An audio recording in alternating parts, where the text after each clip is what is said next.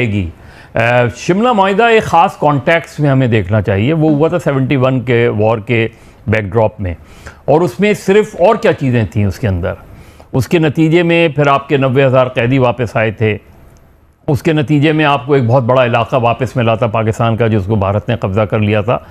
تو شملہ معاہدہ صرف ایل او سی سے ریلیٹڈ نہیں ہے. شملہ معاہدہ اور کافی حد تک 77 تک اس پر عمل درآمد بھی رہا. اس میں بہت ہیں اور وہ ایک ہندوتوا کی جو تھیوری ہے یا آئیڈیالوجی جو ہے اس کو پرسو کر رہے ہیں.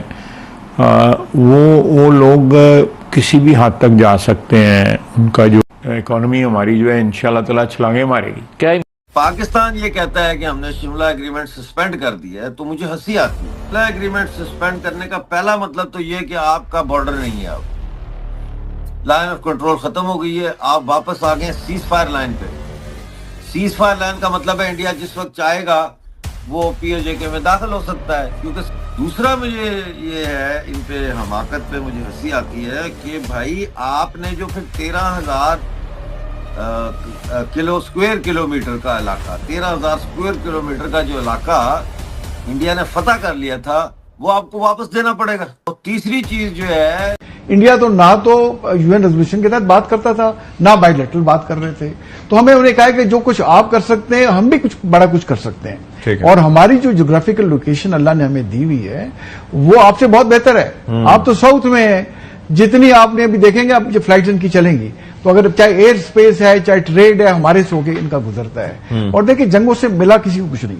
اگر ہم وہی ریٹورک کریں گے جو پچھلے 77-78 سال سے کرتے آئے, پھر تو یہ خطہ ایسے ہی رہے گا. کہیں کمپرومائز ہوتی رہی ہے ماضی میں, اگر مکمل ختم کر دیں گے. اب میں یہ جاننا چاہوں گا ہمارے جو حکمران ہیں ان سے کہ اس کا ہمیں ایگزیکٹ فائدہ کیا ہوگا. کیونکہ دیکھیں انڈیا جب یہ کہتا ہے کہ ہم نے انڈس واٹر ٹریٹی ختم کی ہے, تو اس کے پاس ایک بہت بڑا کارڈ ہے نا کہ وہ پاکستان کا پانی روک سکتا ہے. شاید ابھی نہیں روک سکتا, لیکن 10-15 سال بعد وہ کوشش کر سکتے ہیں. لیکن ابھی بھی وہ ہمارا پانی مینج تو کر رہے ہیں نا. چناب میں کب پانی چھوڑنا ہے, کب روکنا ہے. ہم نے اس ملک کو تباہ کر دیا ہے. پنجابی جج دیکھ لیں, پنجابی جرنیل دیکھ لیں, پنجابی انٹلیکچوئل دیکھ لیں, پنجابی میڈیا پرسن دیکھ لیں, پنجابی بیوروکریٹس دیکھ لیں, اور پنجابی سیاستدان دیکھ لیں.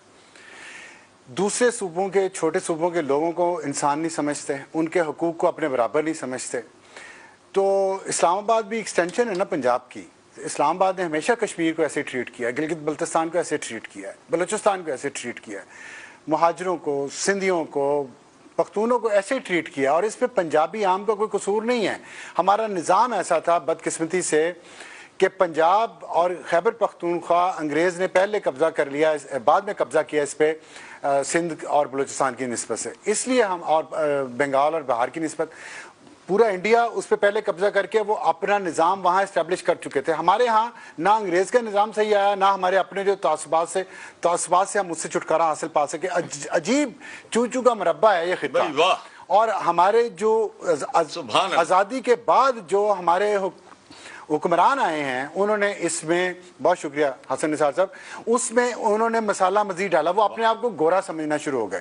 انہوں نے سوچا کہ گورا تو چلا گیا ہے, اب ہم گورے ہیں. اور اسلام کے نام پہ ملا کو ساتھ ملا کے وہ حالت کی ہے اس ملک کی, وہ حالت کی ہے کہ آج ہمیں کوئی بھیک بھی نہیں دیتا. کیا کریں ہم, کیا کریں؟